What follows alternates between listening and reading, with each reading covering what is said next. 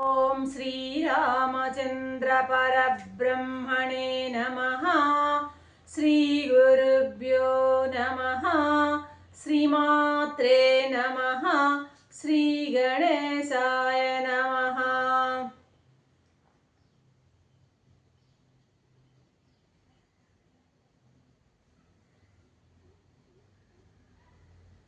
ప్రియాత్మ బంధువులారా, యోగ వాసిష్టం నిర్వాణ ప్రకరణము 554వ భాగం. సరే, సికిధ్వజుని యొక్క వృత్తాంతం చెప్తున్నారు. సికిధ్వజునికి చిన్న వయసులోనే ఆయన జైత్రయాత్ర చేసి దిగ్విజయ యాత్ర చేసి ఆ మంచి రాజు అనిపించుకున్నారు. ఆయనకు సురాష్ట్ర దేశ పుత్రిక అయినటువంటి చూడాల అనేటువంటి కన్యకను తెచ్చి మంత్రుల వివాహం జరిపారన్నమాట. ఇద్దరు కూడాను అన్యోన్యమైనటువంటి జీవితాన్ని సాగించారు. ఇద్దరు కూడాను దృఢమైనటువంటి ప్రేమానురాగాలు ఇద్దరి మధ్య పరిడవిల్లాయి. దినదిన ప్రవర్ధమానమైంది వారి సాంసారిక జీవితం.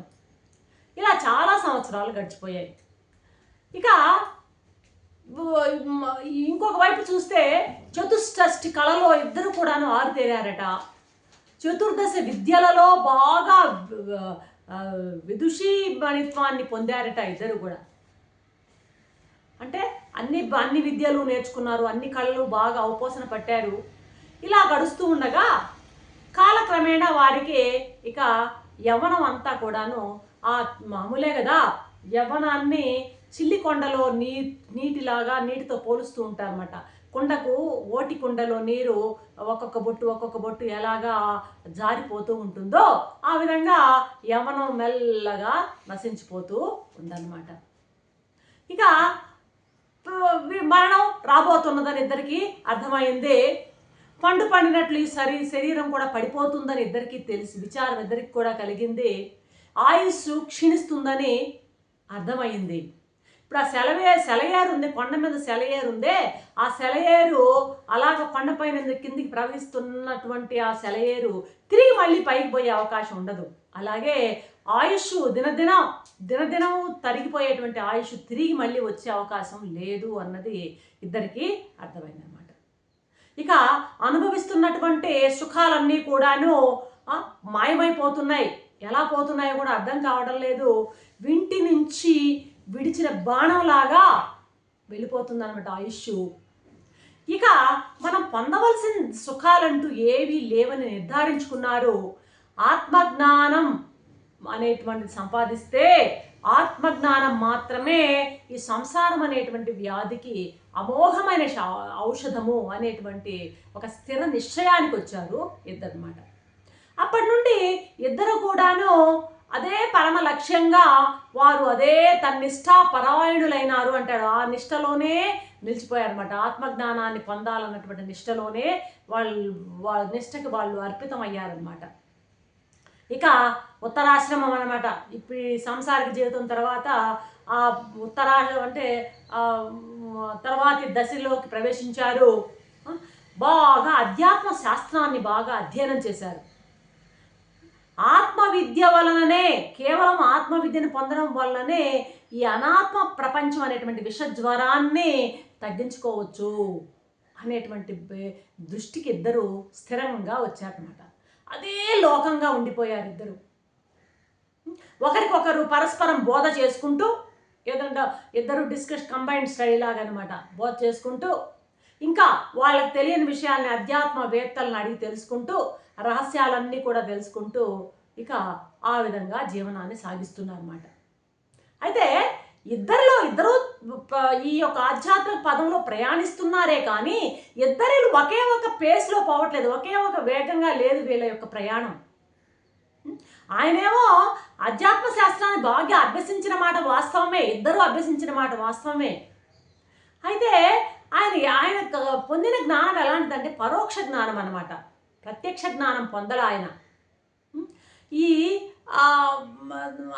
మామూలుగా ఇక ఈవిడేంటంటే ఆయన కంటే కూడా కొంత ముందు ఉందన్నమాట, చాలా ముందు ఉందన్నమాట.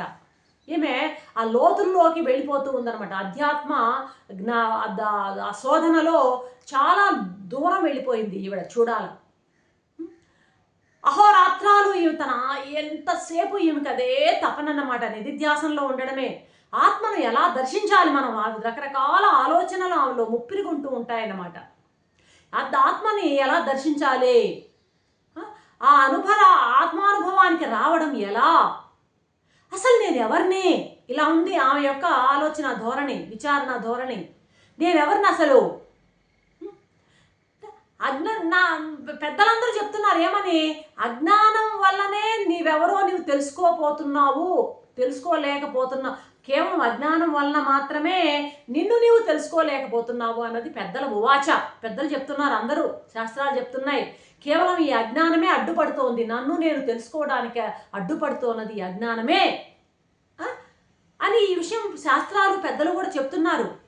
అయితే కర్మ కొద్దీ ఈ అజ్ఞానం, ఈ భ్రాంతి నాకు ఎట్లా వచ్చింది, ఎక్కడి నుంచి వచ్చింది, అసలు ఈ అజ్ఞానం అనేది ఎక్కడ పుట్టింది, అసలు ఈ అజ్ఞానం ఎక్కడ ఉంది, దీని స్థానం ఏంటి, ఈ దేహంలో ఉందా అంటామా అజ్ఞానం, ఇది ఒకటి జడమే, ఈ దేహం జడం. ఇప్పుడు ఇది నేను ఈ జడమైనటువంటి దేహం నేను అని అనుకోలేకపోతున్నది.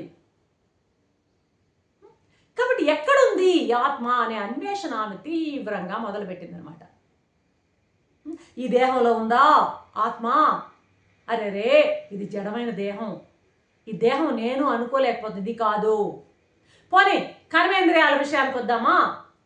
ఏమవి, వాక్, పాయు, ఉపస్థ, పాద, పాణి ఉన్నాయి కదా కర్మేంద్రియాలు, 5 కర్మేంద్రియాలు. కర్మేంద్రియాలు ఏమన్నా ఆత్మ అనుకుందామా అంటే, ఈ కర్మేంద్రియాలు కానీ నాట్ ఓన్లీ కర్మేంద్రియాలే కాదు, జ్ఞానేంద్రియాలు కూడా, చక్షు, శ్రోత, జిహ్వ, ఘ్రాణ, త్వగింద్రియాలైనటువంటి జ్ఞానేంద్రియాలు కానీ ఈ కర్మేంద్రియాలు కానీ ఎవరు చెప్తే పనిచేస్తున్నాయి, ఇవి కూడా జడాలే కదా బేసికల్గా. వీటి వెనక మనస్సు అనేది ప్రేరేపిస్తేనే ఈ కర్మేంద్రియాలు కానీ జ్ఞానేంద్రియాలు కానీ పనిచేస్తున్నాయే. కాబట్టి ఈ కర్మేంద్రియాలు జడాలే, ఈ జ్ఞానేంద్రియాలు జడాలే.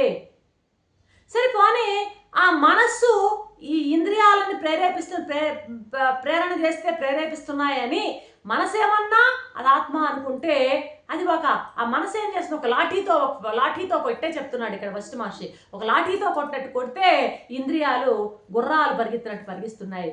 కాబట్టి వీటి వెనుక ఉన్నది మనస్సు. కానీ ఆ మనసు ఆత్మ అని అనుకుందామా అంటే అది కూడా జడమే. ఈ బుద్ధి ఉందే, ఈ బుద్ధి ఒడిసెలలాగా పనిచేస్తేనే ఆ మనసు ఆ నిశ్చయం చేస్తున్నది బుద్ధి. అర్థమైందా?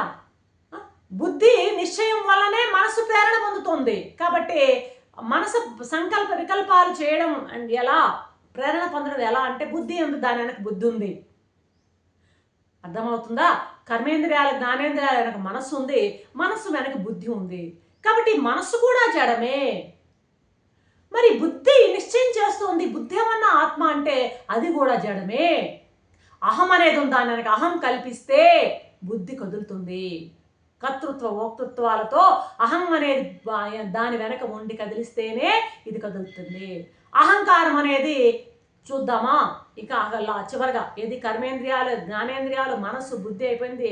ఇక అహంకారం దోలికొద్దామా అంటే అది కూడా నిస్సారం, అది శవం లాంటిది. అది అర్థమైందా? కాబట్టి అహంకారం దాని వెనక ఉన్నది ఏది అని అంటే చైతన్యం ఉంది. ఆ చైతన్యమే నిజమైనటువంటి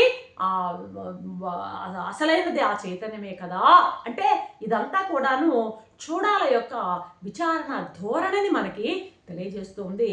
రేపటి ఎపిసోడ్లో చూడాల ఏ రకమైనటువంటి కన్క్లూషన్కి వస్తుందో చూద్దాం. అంతవరకు